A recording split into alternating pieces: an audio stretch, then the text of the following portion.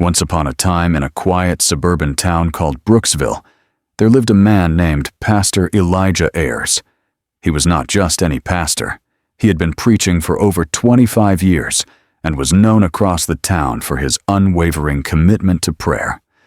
People said that Pastor Elijah had eyes that could see beyond the ordinary. He wasn't loud and didn't shout during sermons. But when he looked at you, it felt like he already knew your secrets. On a sunny Saturday morning, Pastor Elijah stood in his office, gazing through the glass window into the main church hall. The chairs were neatly arranged, flowers lined the aisle, and the choir was softly warming up their voices in the corner while a crowd had begun gathering outside the gate. This was no ordinary wedding.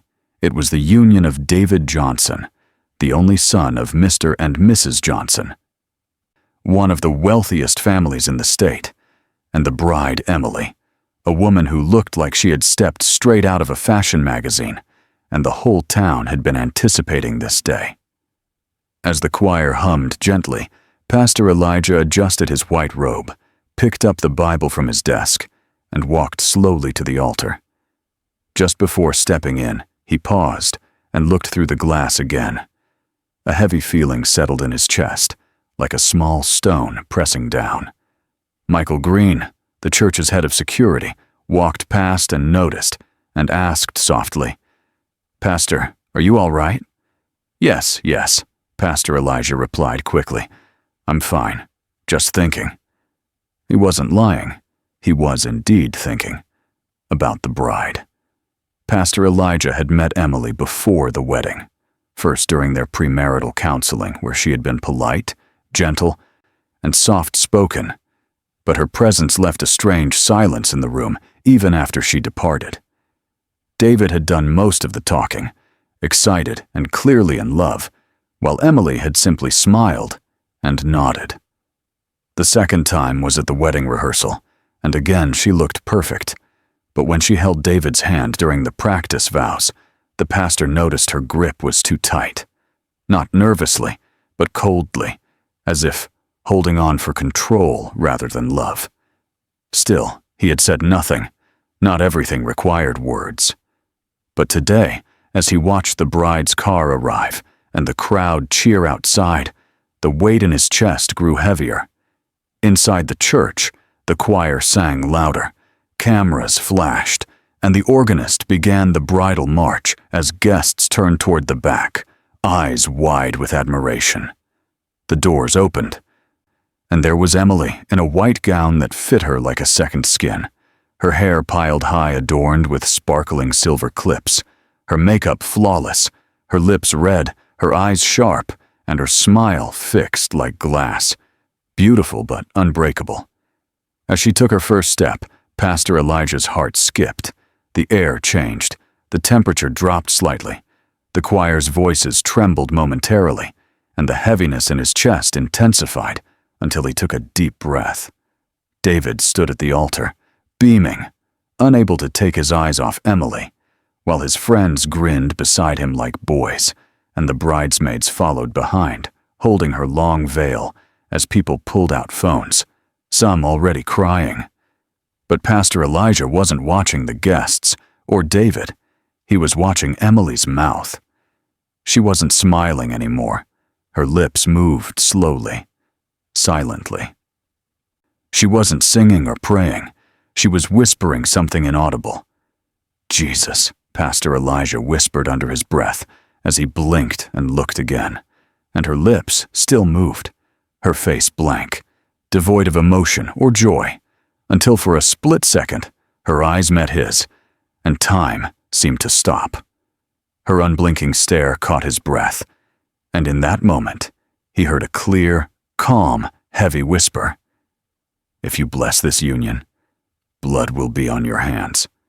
He stepped back slightly, clutching the Bible tighter. Was it imagination? Fear? Or the Holy Spirit? He couldn't ignore it. Emily continued walking slowly down the aisle, now just steps from the altar, while the whisper in Pastor Elijah's heart grew louder and the air in the sanctuary felt heavier and thicker. He leaned slightly toward Michael Green, the head of church security, and whispered quietly, "Please call Mrs. Sarah Johnson from the front row."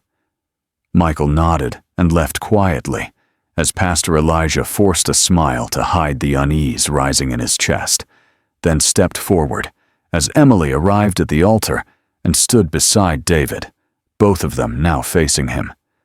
The music stopped abruptly, and the entire church fell into silence. Pastor Elijah opened his Bible, but kept his eyes fixed firmly on Emily. "Shall we begin?" he asked.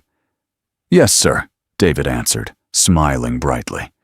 "Yes, Pastor," Emily added with a small smile, her voice sweet and calm. But Pastor Elijah's trained eyes caught something subtle. Her hands were shaking, almost imperceptibly, like a tremor she couldn't control. He opened his mouth to begin the welcome prayer, but no words came out. Instead, he closed the Bible with a deliberate motion. The congregation stirred restlessly.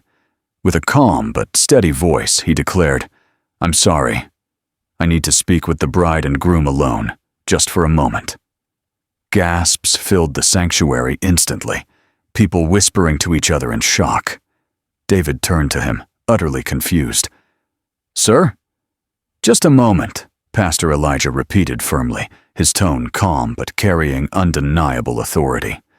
Emily's eyes widened slightly, and she asked, "Pastor, is something wrong?" He smiled faintly, trying to reassure while concealing his burden. "Just a short word in private." "Right now?" she pressed, clearly uneasy. "Yes, right now." David glanced back and forth between Emily, the curious crowd, and the pastor. Pastor Elijah's voice softened but carried weight. "It's okay. Please trust me." After a long pause, David nodded reluctantly, and Emily followed suit, though her body stiffened with hesitation.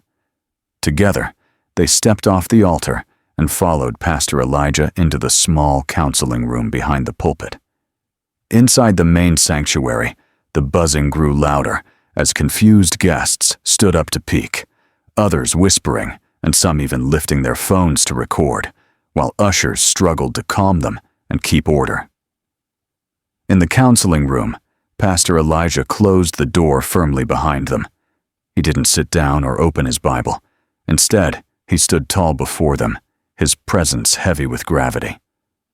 "My children," he began slowly, "before we continue, I want to ask a very important question.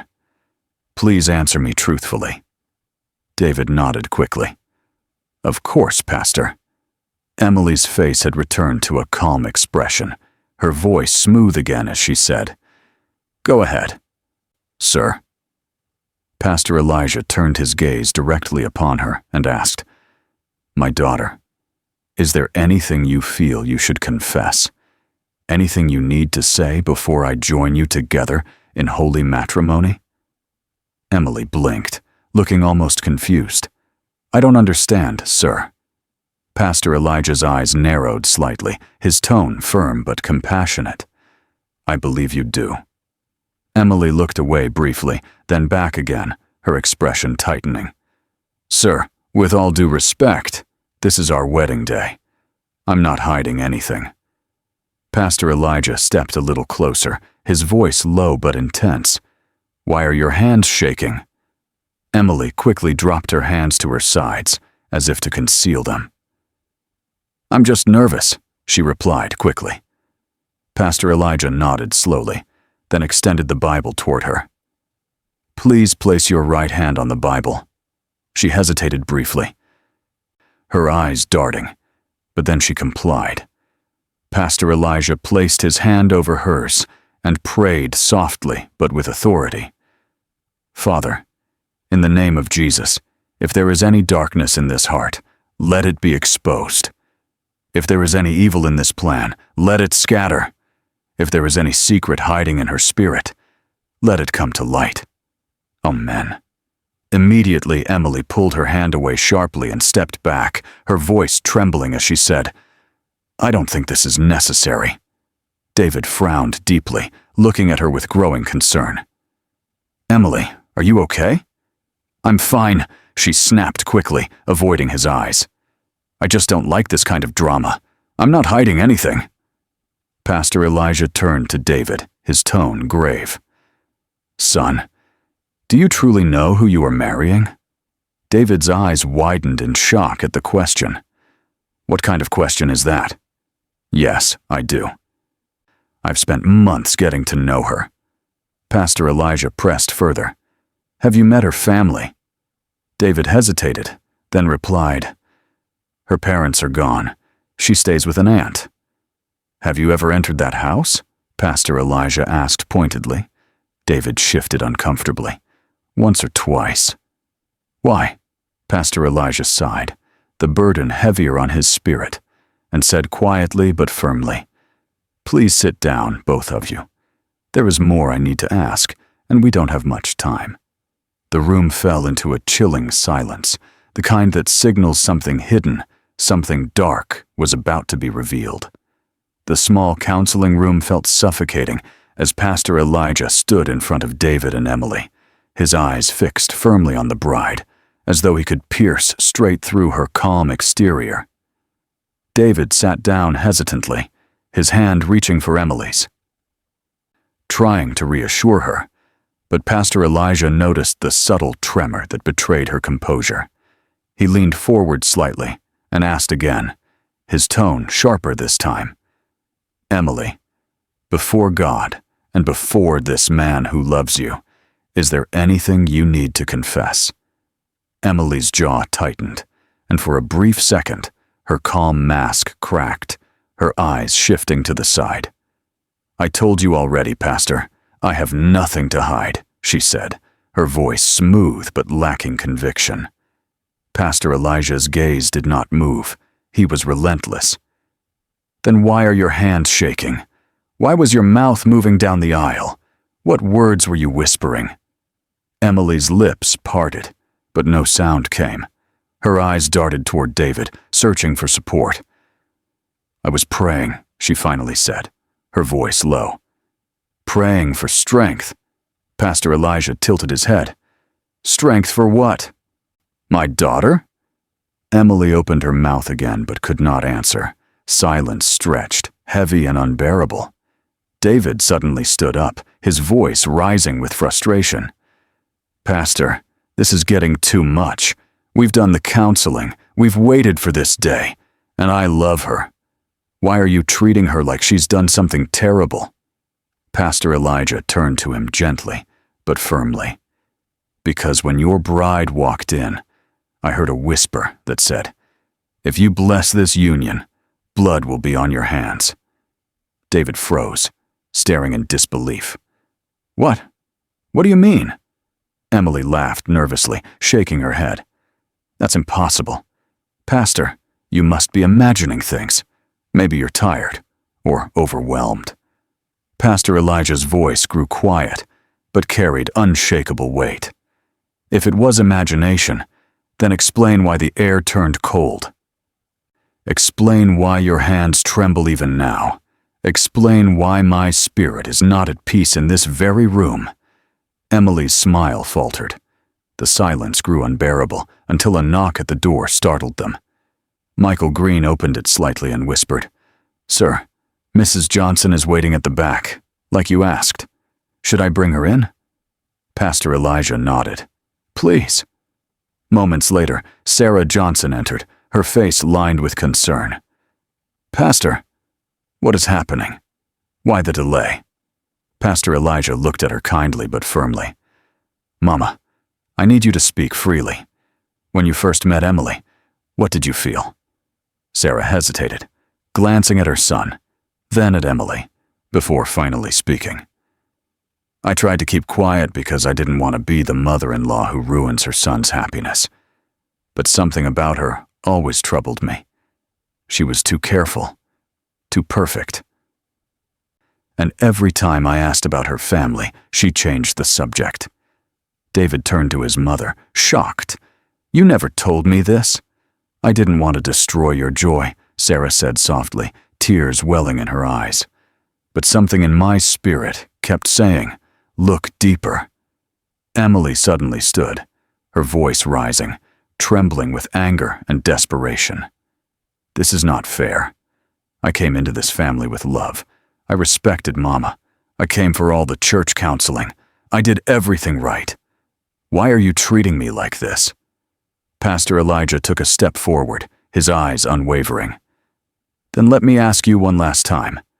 And this time, answer not with your lips, but from your soul. Who sent you here? Emily's face went pale, her eyes locked with his. Silence filled the room like a storm about to break. Finally, her voice cracked. Barely above a whisper. I don't know what you're talking about. David's voice broke with confusion, hurt lacing every word. Emily, what is he saying? What is he trying to pull out of you? Emily's breathing grew uneven, her hands trembling more visibly now, and suddenly her legs gave out. She dropped to the floor, covering her face with her hands as tears streamed down. In a low, broken voice, she whispered, I didn't want it to go this far. I was just supposed to get close, that's all. The room froze. David stepped back in horror.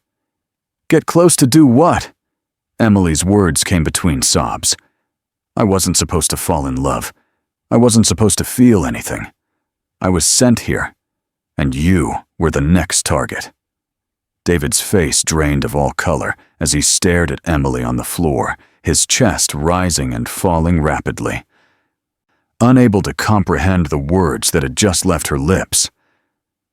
Target? He whispered, his voice breaking. What do you mean, target? Emily's tears smeared her flawless makeup, her veil slipping as she shook her head desperately. I didn't plan to love you, David. I swear I didn't. It wasn't supposed to be real. I was just meant to get close, to gain your trust, to be everything you wanted.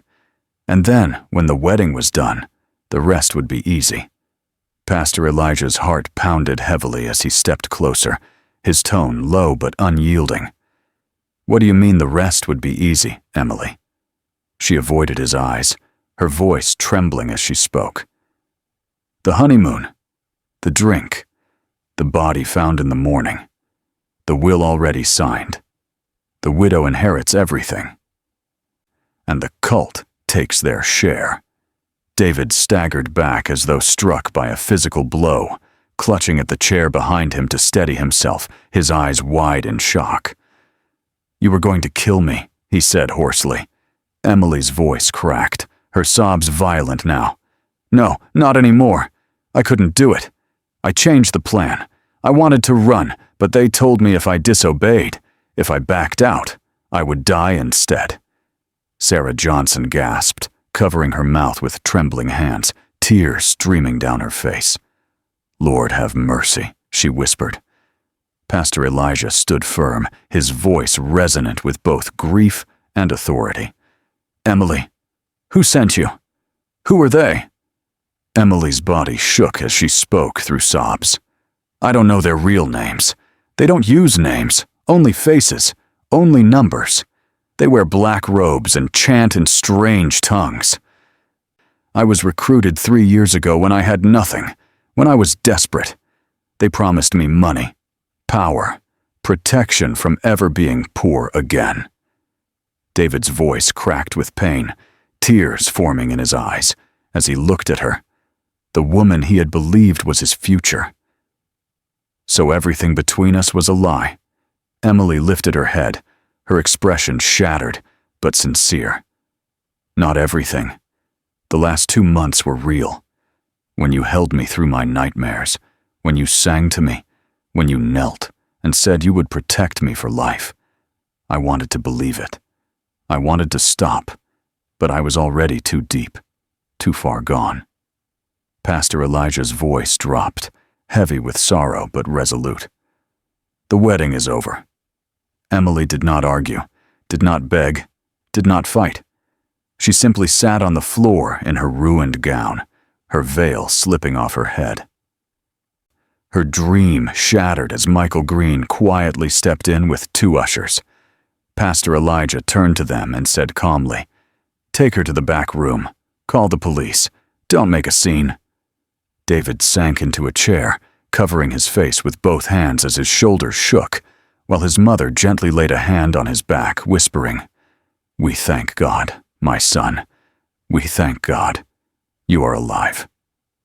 The sanctuary outside buzzed with confusion as ushers tried to calm restless guests. But inside the church offices, Pastor Elijah remained composed, though his spirit was heavy. A short while later, Michael Green returned, carrying a small black handbag that had been found in the bride's dressing room, hidden far back under the vanity table. He placed it carefully on the desk before Pastor Elijah, his face tense. "Sir, we thought you should be the one to open it," he said. David looked up, his eyes swollen from tears, while Sarah Johnson stood close by, holding her son's hand, as though she could shield him from further pain. Pastor Elijah slowly unzipped the bag.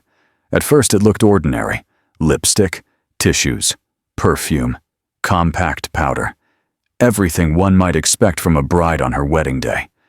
But then, tucked deeper inside, his fingers closed around something cold and metallic. He pulled out a small burner phone, its cheap plastic surface scratched from use. Alongside it was a folded brown envelope sealed tightly. Carefully, he opened the envelope and spread out its contents across the desk. The room fell into stunned silence.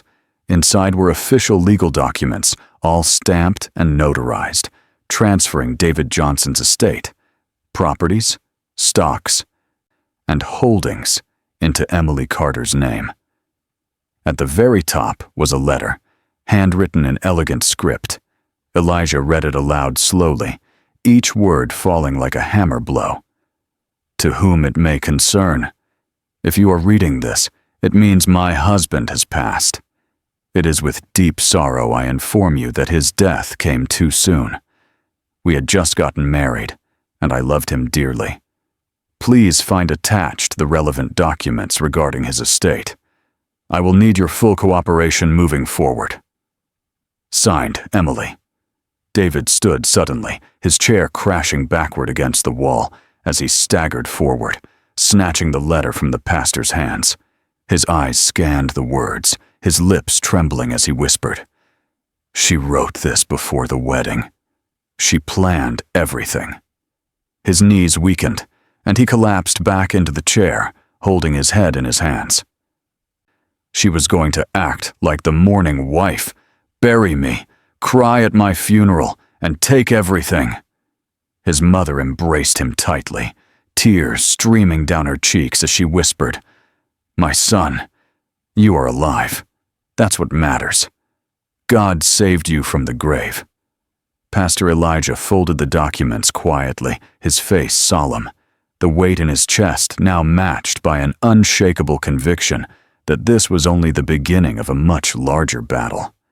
That evening, as the church grounds slowly emptied of the confused and murmuring guests, a man appeared at the side gate, sweaty and disheveled, his shirt wrinkled and his shoes coated with dust. He looked like someone who had been running a long way, his eyes darting nervously as though he was being followed. Michael intercepted him immediately, wary of any new disturbance.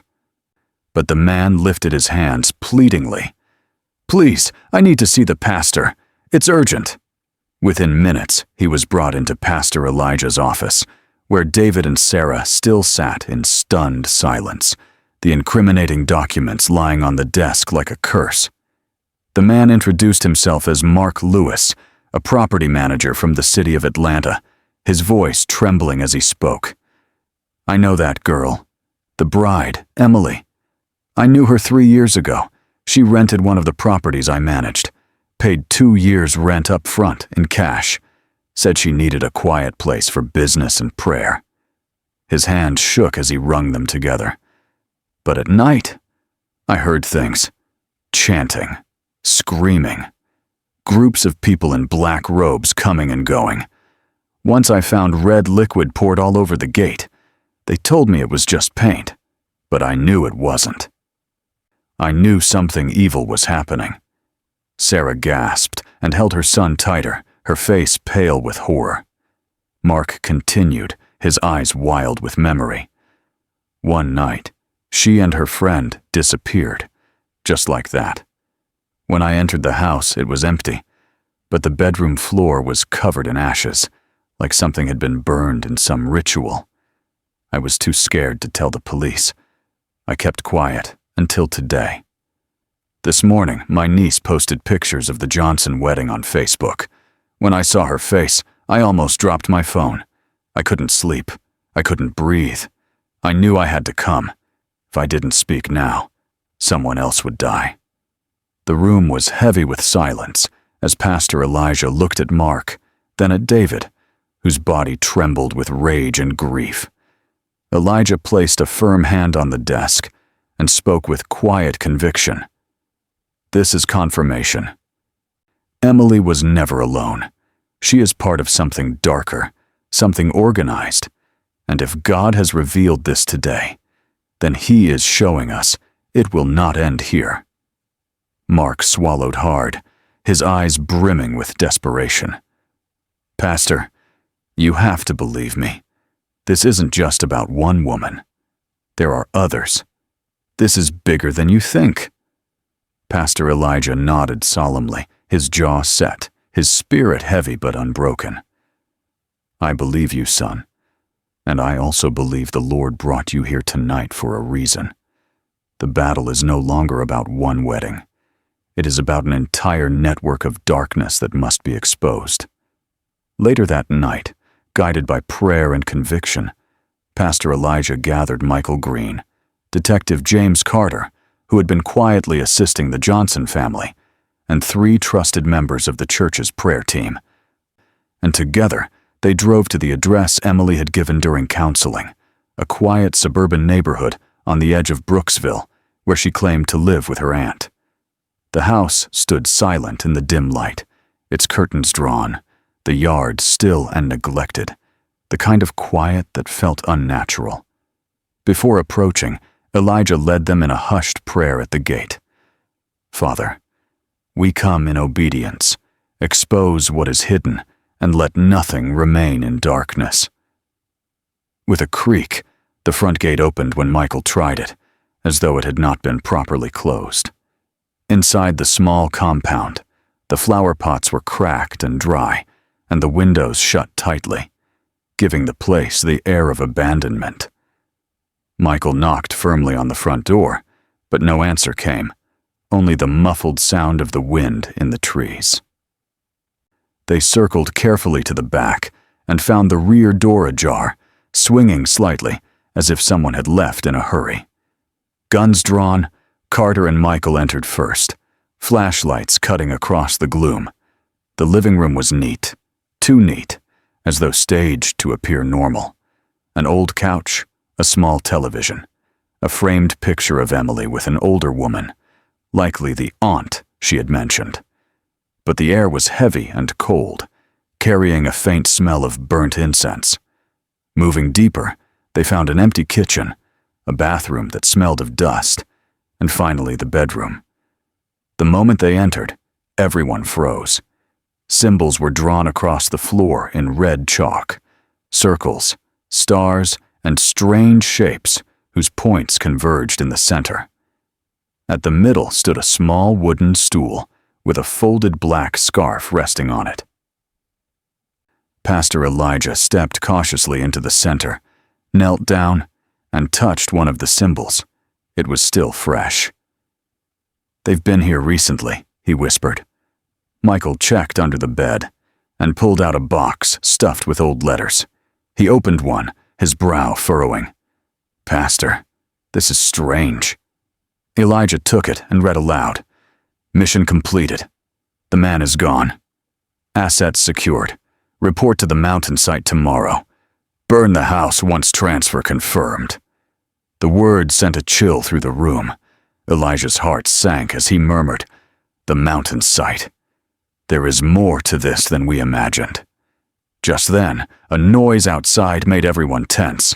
They rushed to the window in time to see a tall man in a black cap scanning the house before sprinting toward a waiting car that roared off into the night. Michael cursed under his breath. They were watching us. They know we're here. Pastor Elijah closed the letter slowly, his face grim.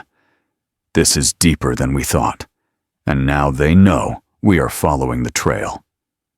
By the next morning, strange things began to happen within Grace Chapel itself, as though the darkness they had uncovered at Emily's house had followed them back into the church. Pastor Elijah arrived early for prayer and froze the moment he reached the threshold of his office. A small black bottle lay tipped over near the door, and a thick, dark liquid had been poured deliberately across the entryway, in a pattern that spread like veins. The smell was metallic, sharp, unnatural.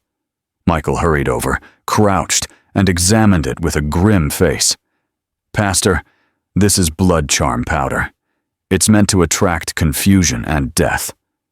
Elijah's heart sank, but he steadied himself, whispering a prayer under his breath. "Lord, expose every hidden enemy." The realization was undeniable. Someone with access to the church had placed this at his very door, which meant the enemy had a hand inside. Later that day, during a private prayer vigil, Elijah received a troubling vision. In it, he saw the sanctuary filled with people, but among them stood a woman in a white choir robe at the pulpit, her face half covered by shadow. He could not see her full features, but the message was clear. Betrayal was not coming from outside, but from within. He convened a discreet meeting with the elders and department heads that evening, his eyes heavy as he spoke. The enemy is not only watching from afar. Someone among us is feeding them information. Someone who knows our movements and our prayers. This mark at my office door was no accident. It was planted by hands that belonged to this house. The leaders shifted uneasily in their seats, fear and suspicion creeping into their faces. Michael clenched his fists. "We'll find them, Pastor. Whoever they are, they won't stay hidden for long." But Elijah knew better. He could feel the weight of the coming storm pressing on his chest. Somewhere in his church, someone had already given themselves to the order of silence. That night, under the dim lights of the church's conference room, Pastor Elijah gathered only the most trusted leaders of Grace Chapel, a handful of elders and department heads who had served for years, their faces tense as they sat around the long wooden table. He stood at the head, his Bible closed, but resting under his hand, like a gavel of judgment. His eyes scanned each face, searching for the slightest flicker of guilt. "Last night someone poured blood charm powder at the door of my office," he began, his voice low, but cutting through the silence like a blade. Gasps filled the room, several hands flew to mouths, and others glanced around nervously. That could not have been done by a stranger. It was placed by someone who had access, which means someone here in this house of God has already aligned themselves with the enemy.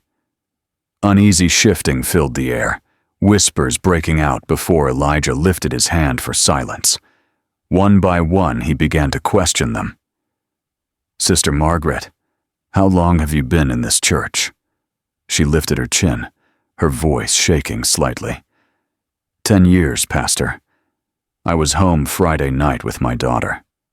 Elijah nodded, but said nothing, moving on. "Deacon Ken, have you noticed any unfamiliar faces in our services recently?" Ken cleared his throat. "Yes, Pastor. There was a woman at Thursday night prayer, sitting at the back. I didn't recognize her. She left before closing." Elijah's eyes narrowed. "And you did not follow her?" Ken shook his head, ashamed. He turned to Elder Chinier, the prayer team leader. "Have you ever suspected witchcraft within this church before?" Chinier swallowed hard. "Yes, sir. 2 years ago, during an all-night vigil, we found a charm hidden under the keyboard of the choir stand. We never discovered who placed it. The room fell silent, the weight of his words sinking in. Finally, Elijah's gaze landed on Sister Vivian, head of the women's ministry, who sat fidgeting with her phone, her leg tapping nervously beneath the table. "And you, Sister Vivian," he said slowly, his eyes locking on hers. "Where were you last night between 10 p.m. and midnight?" She blinked rapidly and replied too quickly. "At home, Pastor. Alone." Elijah tilted his head, his stare unrelenting. "Alone? Then you cannot be confirmed." Beads of sweat formed on Vivian's forehead as she tried to steady her voice. "I swear I was at home." Elijah stepped away from the table, pacing slowly before turning back with finality in his tone. "You are lying." Vivian's mouth fell open in shock. "Pastor, you were seen," Elijah cut in sharply, "at the junction near Brooksville Park, wearing a red scarf. A tricycle driver testified you handed him a bundle of herbs to deliver to a woman named Madam K. Do you deny it?" The room erupted in whispers, all eyes turning toward her. Vivian stammered, I don't know what you're talking about." Elijah reached into a folder and pulled out a small notebook recovered from Emily's house, flipping it open to a page with names written in careful script. He pointed at one. "Here, your name, listed under Madam K, the very woman training brides like Emily to seduce and kill. Is this a coincidence?" Vivian's body trembled, her eyes filling with tears. Finally, she broke down, dropping to her knees. "I didn't mean to stay this long. I was only supposed to monitor, to report. When the wedding failed, they said I failed my task, and the next would fall on me if I didn't finish what Emily started." The room went cold, the leader staring in horror. Elijah's voice rose, steady and commanding. "Who are they, Vivian? What messages did you deliver?" Sobbing, she confessed, "I brought them names, faces, schedules, prayer topics, details of church leaders who were growing stronger. I didn't know they would target David next. I swear I didn't know it would go this far." Elijah's eyes burned with righteous fury, but his voice was controlled. "Do you want freedom, sister?" She nodded desperately, tears streaming. "Then give me one thing that can end this." Vivian's voice dropped to a whisper as she revealed. "Next Thursday night, they are meeting at a house behind the old slaughterhouse in Awaka. I was supposed to bring another girl there for training. That is their new center." Elijah stood tall, his voice resolute. "Then, the Lord himself has exposed the traitor. And now, we know where to strike." On Thursday night, under the cover of darkness, a plain black van rolled quietly to a stop near the abandoned slaughterhouse in Awaka. Its broken windows and rusting corrugated roof looming like the carcass of some long-dead beast. Inside the van, Pastor Elijah sat with Detective Carter, Michael Green, and 2 FBI agents who had been quietly brought into the case after Vivian's confession.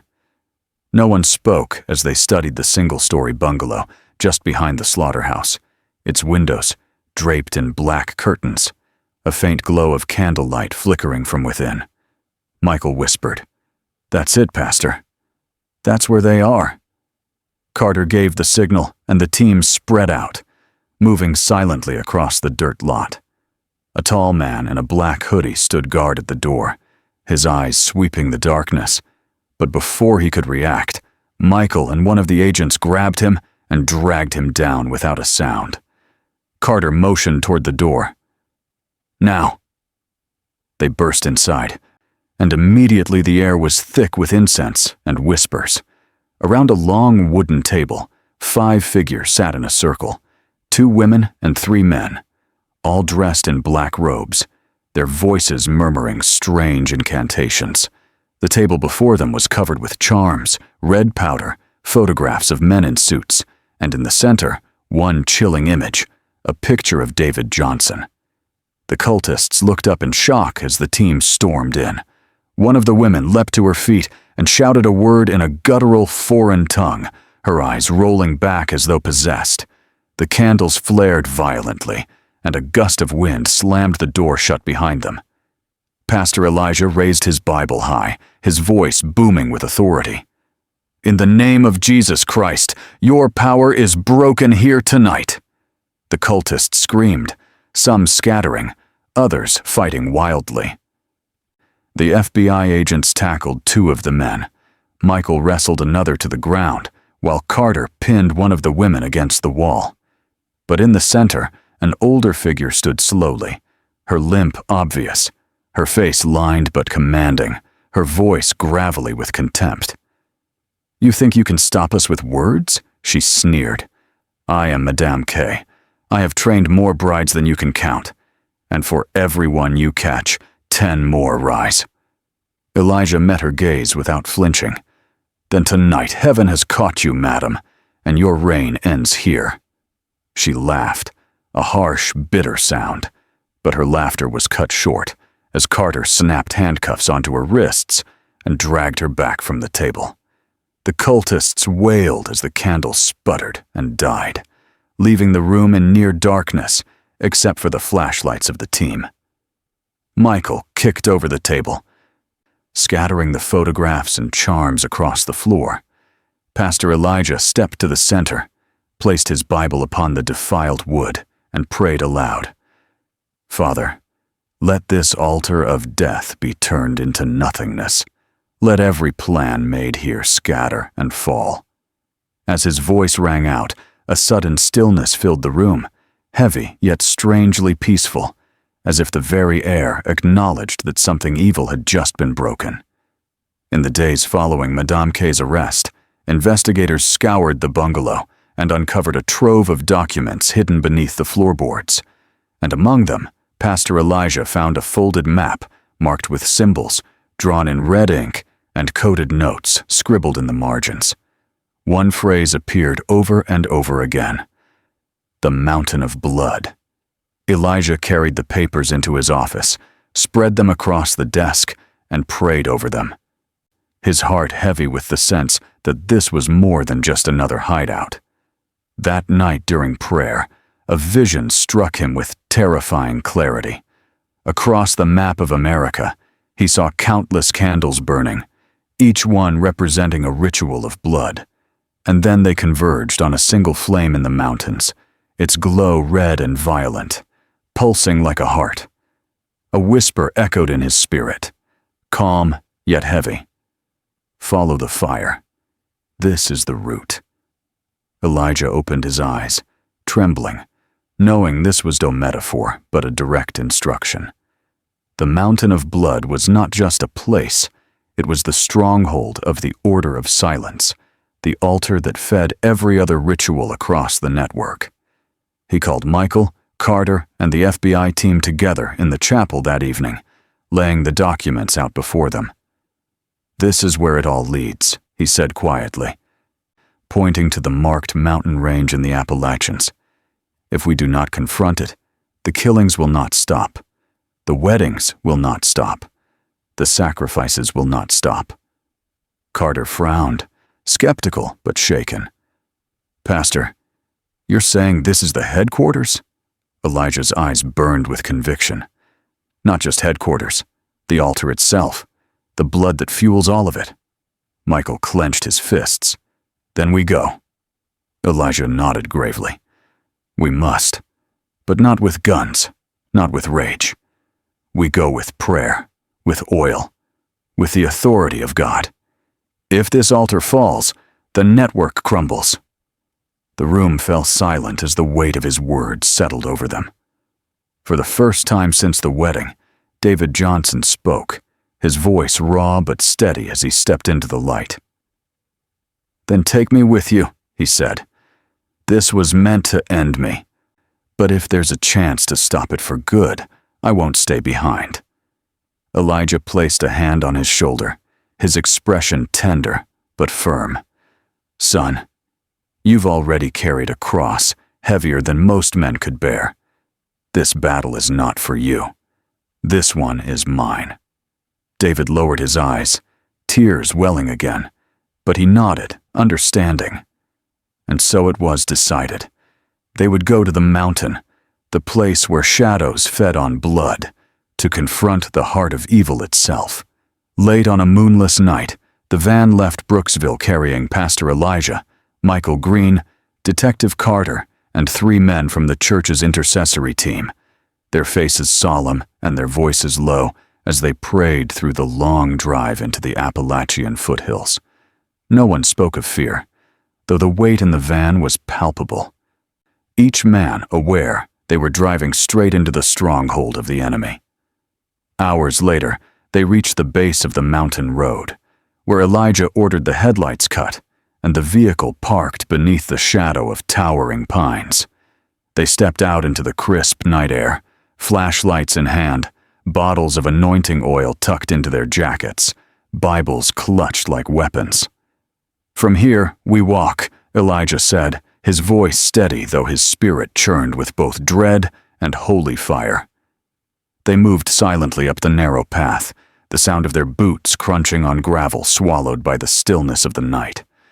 As they climbed, the temperature dropped unnaturally, their breath visible in the beams of their lights, though it was late summer. A strange smell, metallic and bitter, hung in the air. 30 minutes later, they reached a clearing at the summit, and what they saw froze them in place. In the center of the clearing stood a massive stone altar stained dark with years of offerings, surrounded by 12 wooden chairs arranged in a circle, and behind it loomed a grotesque wooden statue draped in a crimson cloth, its carved face twisted in a silent scream. The ground was littered with remnants of past rituals, ashes, burnt scraps of parchment, bones that looked disturbingly human. Carter whispered hoarsely, "Dear God." Michael lifted his Bible high, but before anyone could speak, a rustling rose from the tree line around them. Low laughter floated through the clearing, voices that seemed to come from everywhere at once. A female voice called out in a mocking tone, "You should not have come here, Pastor."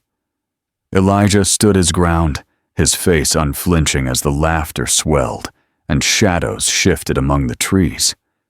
"In the name of Jesus Christ, this mountain will not drink blood tonight," he declared, raising the bottle of oil and stepping toward the altar.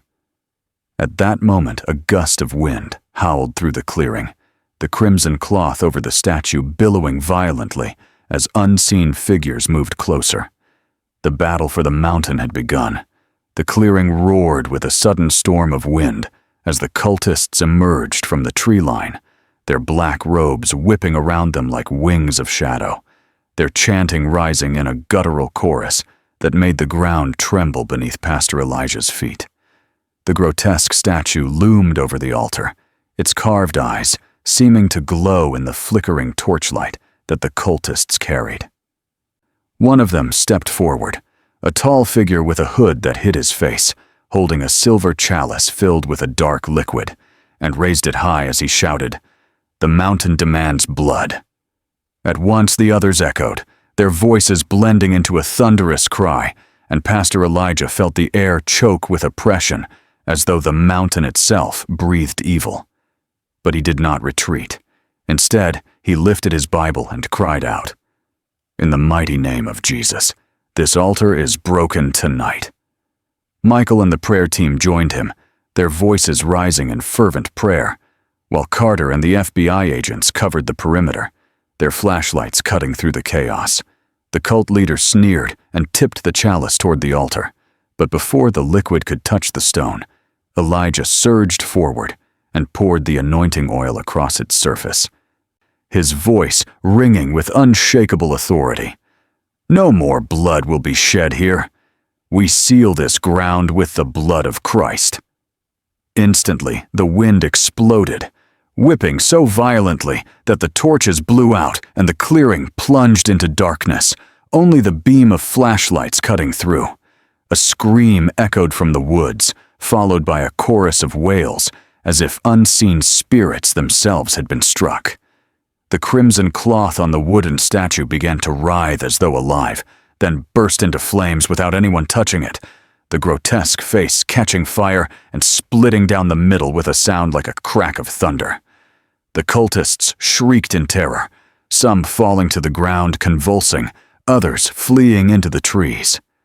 The chalice slipped from the leader's hand and shattered against the rocks, its contents hissing as though acid had been spilled. Pastor Elijah stood firm, pouring the last of the oil over the altar as he shouted, "Every power fed by blood, break now. Every covenant sealed by death, scatter."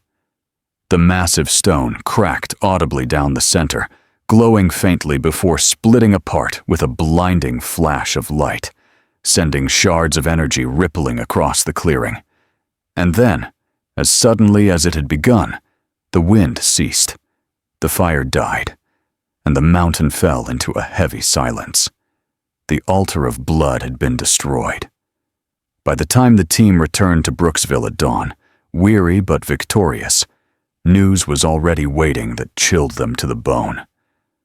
At the county detention center where Emily Carter had been held since the wedding, officers found her collapsed in her cell, lifeless, her lips blackened.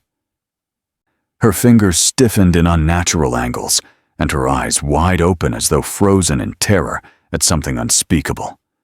On the wall behind her, smeared in dark crimson streaks, were 3 chilling words. She spoke too much. Detective Carter arrived moments later, his face grim as he surveyed the scene. "No one saw anyone enter," he said tightly. But sometime after midnight, the female guard stepped away for 10 minutes. When she came back, Emily was like this. Pastor Elijah stood silently in the corner of the cell, his Bible pressed to his chest, his eyes scanning the message on the wall. He whispered, "They silenced her. The cult has reach even here?" Michael clenched his fists. If they can touch her inside a locked cell, it means someone in law enforcement is already compromised. Carter exhaled sharply, rubbing his forehead. "It also means they know we struck the mountain. This was retaliation." Elijah knelt briefly by Emily's body, whispering a quiet prayer over her even in death. "Lord, have mercy on this soul that was lost to darkness. May her final confession not be in vain." Rising, he turned to the men around him. "This war has only begun. If they could silence Emily, they will try to silence others." The words hung heavy in the stale air of the jail, and for the first time, Carter admitted what had been haunting him since the wedding. "Pastor," he said, his voice low, "this is bigger than Brooksville, bigger than this state. If we don't move fast, more names on that list will end up like her." Elijah's eyes hardened with resolve. "Then we move faster. We expose the rest before more blood is spilled." Within days of Emily's death, the nightmare widened as names from the list discovered in her belongings began to surface in the headlines. Chief Eakin, a wealthy oil executive marked on the page, was reported dead after his car careened off a bridge in what authorities hastily called a brake failure, though his driver survived and insisted the car had felt tampered with just before the crash. Honorable Felix, a state legislator, vanished without a trace, his phone switched off, his office locked, his home ransacked but with no signs of forced entry. The news spread like wildfire, igniting whispers that someone was eliminating the names before the truth could be exposed. Pastor Elijah sat in his office, his eyes heavy with fatigue, but sharpened by purpose. The list spread before him like a map of death. Each name weighed on him like a stone, and he knew the order of silence was accelerating their plan, striking before light could reveal their secrets. Michael slammed a fist on the desk. "They're picking them off one by one.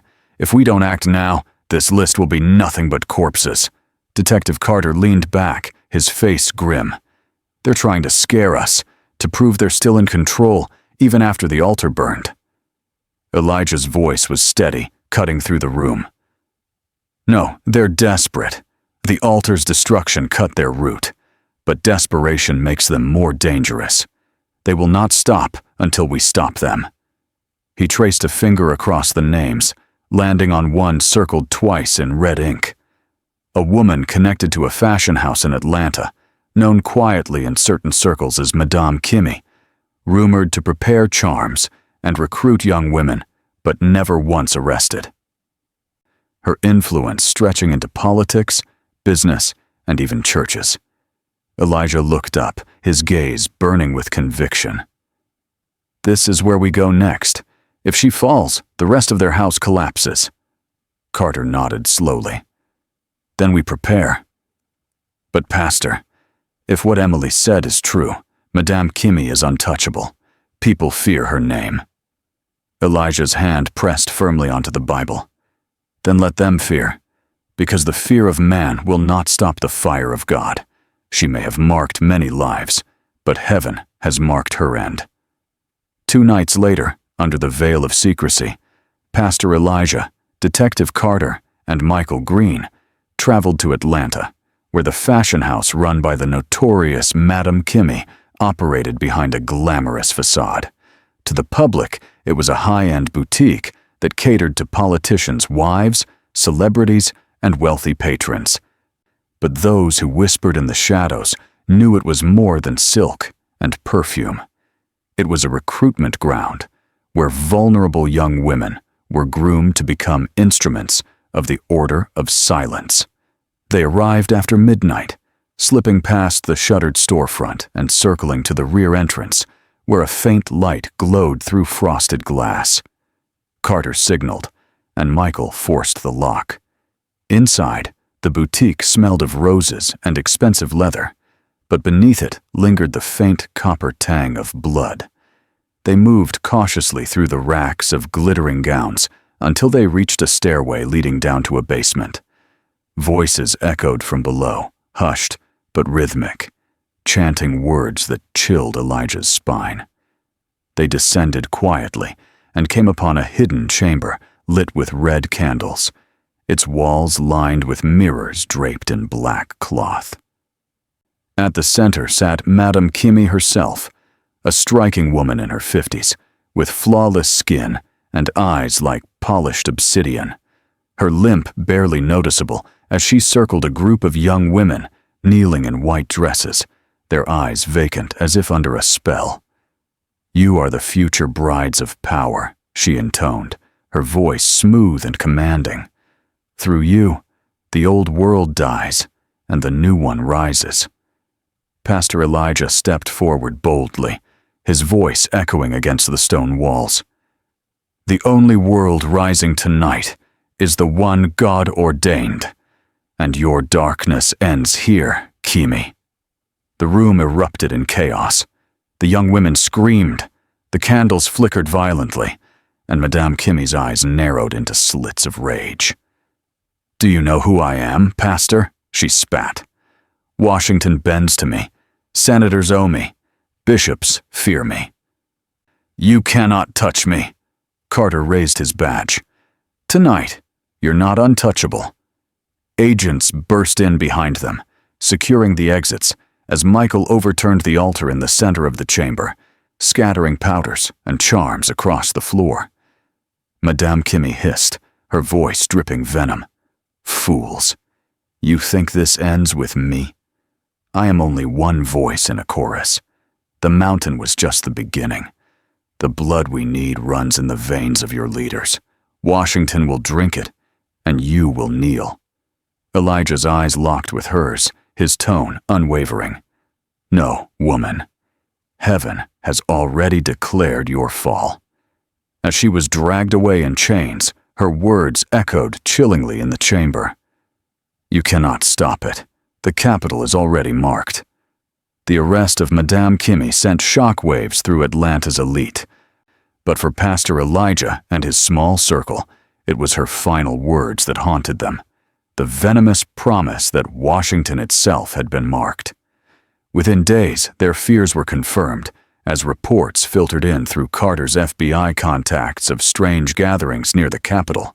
High-ranking officials receiving anonymous threats, and several young women recently connected to senators and lobbyists whose backgrounds could not be traced beyond the last 2 years.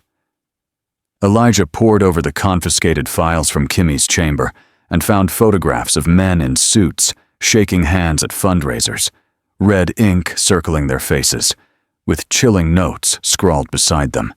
Inheritance secured. Offerings prepared. Blood covenant pending. One name froze Carter where he stood. A senator scheduled to lead a crucial vote on national energy contracts. The same industry tied to David Johnson's late father. Michael slammed the table, his voice shaking with anger. It's bigger than Brooksville. They've moved to the heart of the nation. Elijah's voice was quiet but resolute. The same altar that fed on David was designed to feed on America's leaders. If the Capitol falls, the whole country is poisoned. Carter rubbed his temples, the weight of federal chaos bearing down on him. Pastor, we're talking about a coordinated assassination plot tied to spiritual warfare. This isn't just an investigation anymore. It's a war zone. Elijah closed his eyes for a moment, whispering a prayer. Then we fight it like a war zone, not with fear, but with fire. He looked at Carter and Michael, his gaze sharp as steel. We go to Washington, not as politicians, not as investigators, but as watchmen. If they have marked the Capitol, then God has marked us to stand in the gap. When Pastor Elijah, Michael, and Detective Carter arrived in Washington, the city was buzzing with preparations for one of the season's grandest political galas, a fundraiser attended by senators, governors, and high-profile donors whose names shaped the very laws of the nation. Through Carter's FBI connections, they learned that one of the senators circled in Madame Kimmy's files would be the guest of honor, and intelligence suggested the order of silence planned to strike during the event. The trio entered the glittering ballroom dressed formally, Elijah in a simple black suit that contrasted sharply with the glittering gowns and polished tuxedos around him.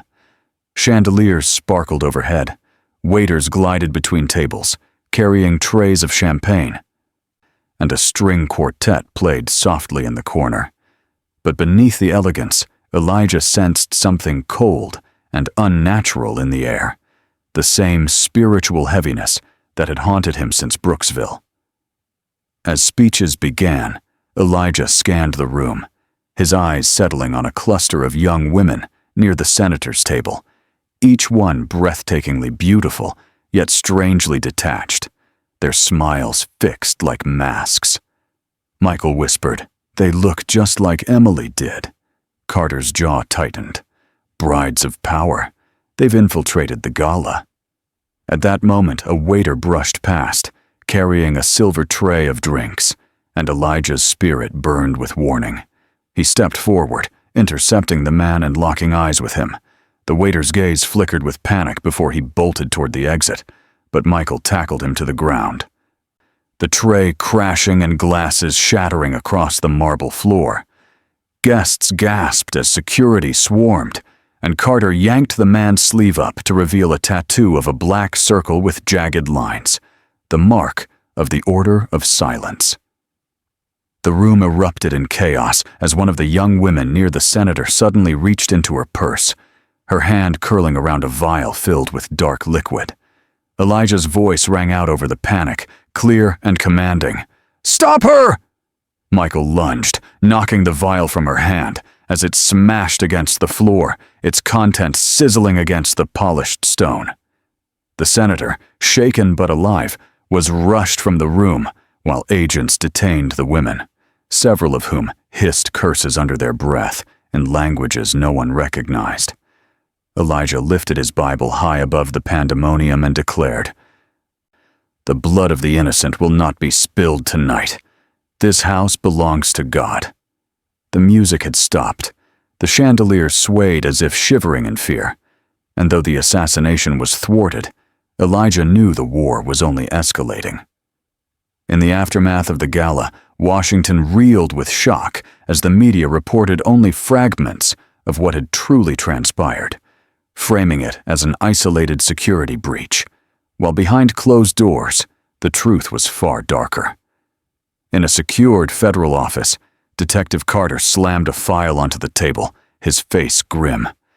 "We had them, Elijah. The waiters, the women, the vials. All of them should have been locked down and interrogated. But within 12 hours, they were transferred out of custody, and now they've disappeared." Michael's voice thundered with frustration. "Transferred by who? Who has that kind of pull?" Carter's jaw clenched as he slid a paper across the table, a signed authorization order bearing the name of a high-ranking official. "Deputy Secretary Harold Whitmore," he said bitterly. "He's been in government for 30 years, sits on intelligence committees, and now we know he's covering for them." Elijah's eyes narrowed as he leaned forward, his voice low, but cutting like steel. "The Order of Silence has not just infiltrated churches and families, they have infiltrated the government itself." Carter nodded grimly. "Whitmore has the authority to bury investigations, reroute evidence, and protect their operations. If he is theirs, then every move we make is being watched from the inside." Michael pounded the table. "So what do we do? March into his office and accuse him?" Elijah shook his head slowly, his gaze heavy with discernment. "No. We pray, we watch, and we expose him not with words alone, but with undeniable proof. Darkness hides in high places because it believes it is untouchable, but heaven will drag it into the light." Carter sighed, rubbing his temples. "You understand what you're saying, Pastor? If Whitmore really is part of this, we're not just up against a cult anymore. We're up against the system." Elijah placed a firm hand on his Bible and whispered, "Then let the system tremble. Because when God begins to shake, no throne of man can stand." A week later, under the blinding lights of a congressional hearing room in Washington, Pastor Elijah found himself seated at a long table beside Detective Carter, facing rows of stern-faced lawmakers and reporters whose cameras flashed with every movement. The hearing had been called to address the attempted assassination at the gala, but beneath the surface, Elijah knew it was about something far more dangerous, exposing the rot that had spread into the highest levels of government. At the far end sat Deputy Secretary Harold Whitmore, impeccably dressed in a dark suit, his silver hair neatly combed, his expression calm and confident, as though the room itself bent to his will. When it was Elijah's turn to speak, he rose slowly, placing his Bible on the table, and began. "What happened at the gala was not a random act of violence," he declared, his voice steady but filled with weight. "It was part of a coordinated effort by a secret network called the Order of Silence. Their aim is to infiltrate positions of power, to bind leaders through deception, and to sacrifice them for gain, spiritually and financially. They almost succeeded with David Johnson. They attempted it with a senator here in this city, and they will not stop unless they are stopped." Murmurs rippled through the room, but Whitmore leaned forward with a faint smirk, his voice smooth. "Pastor, you make bold claims with no evidence. Are we to believe in fairy tales of cults and blood rituals?" Elijah's gaze locked with his, unflinching. "You can deny my words, sir, but you cannot deny the photographs, the files, and the testimonies of those who were once inside. They all point back to the same network." Carter slid a folder across the table to the committee, its contents spilling photographs from Madame Kimi's chamber, coded letters, and the names of officials circled in red ink. Reporters gasped. Shutters clicked furiously, and whispers filled the chamber. Whitmore's face tightened for a fraction of a second, before he composed himself again. "These are coincidences," he said coldly. "Fabrications by those who seek attention." Elijah stepped closer to the microphone, his voice cutting through the noise. Then answer this, Mr. Whitmore. Why were the cultists arrested at the gala released under your signature less than 12 hours later? The room erupted. Senators demanding answers, reporters shouting questions, cameras flashing like lightning. Whitmore's face flushed, his composure cracking as he stammered. That was a routine transfer. Carter slammed his hand on the table.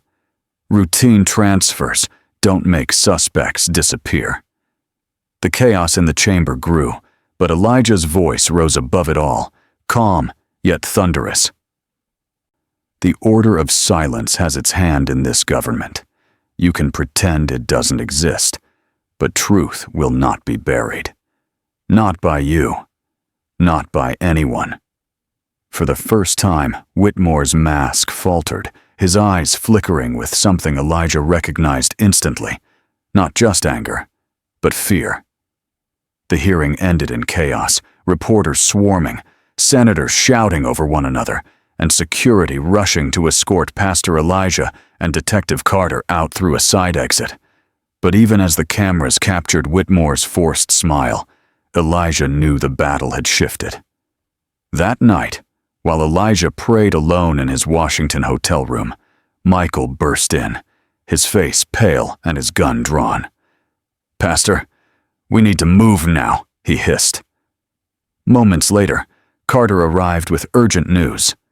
2 agents assigned to guard Elijah had been found dead in the parking garage.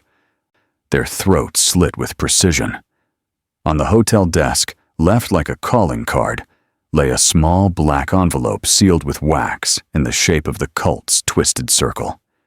Elijah opened it slowly, his hand steady despite the chill that ran through the room, and inside was a single note. "You spoke too much. Tonight you join her." Carter cursed under his breath. "They're coming for you." Michael yanked open the curtains just enough to see shadows moving on the rooftop across the street. Red dots from laser sights briefly cutting through the night. "Snipers," he growled. Carter pulled Elijah toward the back exit as gunfire shattered the hotel window, glass exploding across the room. They sprinted down the stairwell, bullets clanging against the metal railing, Michael returning fire to cover their retreat. In the alley behind the hotel, a black SUV screeched to a halt, its doors flying open as allies from Carter's FBI task force waved them in. Tires screeched as the vehicle tore into the night, but in the rearview mirror, Elijah saw figures in black robes emerging from the shadows, their faces hidden, their movements unnervingly calm, as though they already knew every escape route. Holding tightly to his Bible, Elijah whispered under his breath, "Lord, they want my life, but it is not theirs to take." Beside him, Carter reloaded his weapon and muttered grimly, "Whitmore's not just defending himself anymore. He's declared war." In the days that followed the assassination attempt, the nation watched as the cracks in Washington's polished surface split wide open. Documents seized from Madame Kimi's fashion house, files recovered from the mountain altar, and testimonies from those rescued brides painted a picture too detailed to ignore, and the net inevitably closed around Harold Whitmore. Under pressure from the FBI task force, recordings surfaced of private meetings in which Whitmore authorized secret transfers, coded instructions linking him directly to the Order of Silence, and bank transactions traced to offshore accounts funding their network. The media exploded, senators distanced themselves, and protesters filled the streets demanding justice. Finally, on a gray morning, Whitmore was led out of his mansion in handcuffs, cameras capturing his once impeccable composure shattered, his eyes darting with the same fear Elijah had seen in the hearing. But even as the government declared victory, Elijah's spirit remained unsettled. He sat alone in Grace Chapel weeks later. The sanctuary now quiet, the flowers from David's ruined wedding long since wilted. Michael approached, placing a hand on his shoulder. "Pastor, you did it. Whitmore's finished. The network is broken." Elijah shook his head slowly, his gaze fixed on the altar where so much had begun. "No, Michael. We broke their spine, but shadows do not die in a day. The altar in the mountains burned, yes, and their leaders fell, but there are still others marked. The list is not yet empty." Just then, David entered quietly with his mother, both of them stronger now, though still scarred by the betrayal that had nearly destroyed their family. David knelt at the front pew, whispering a prayer of thanks, while Sarah wept softly beside him. Elijah watched them, his heart heavy, yet filled with gratitude. They had been spared. But the battle had revealed a truth he could never forget. Evil does not always come roaring from the outside. Sometimes it walks down the aisle dressed in white, smiling with painted lips. Rising slowly, Elijah placed his hand on the pulpit, whispering to the empty hall, "Lord, the war is not over, but as long as you give me breath, I will fight." Outside, the bells of the chapel rang in the crisp morning air, and though Brooksville still bore the scars of fear, hope rose with the sound. The darkness had been exposed, the powerful humbled, and for now, at least, the blood had been stopped. But deep in Elijah's spirit, he knew the story was not finished. It was only the beginning.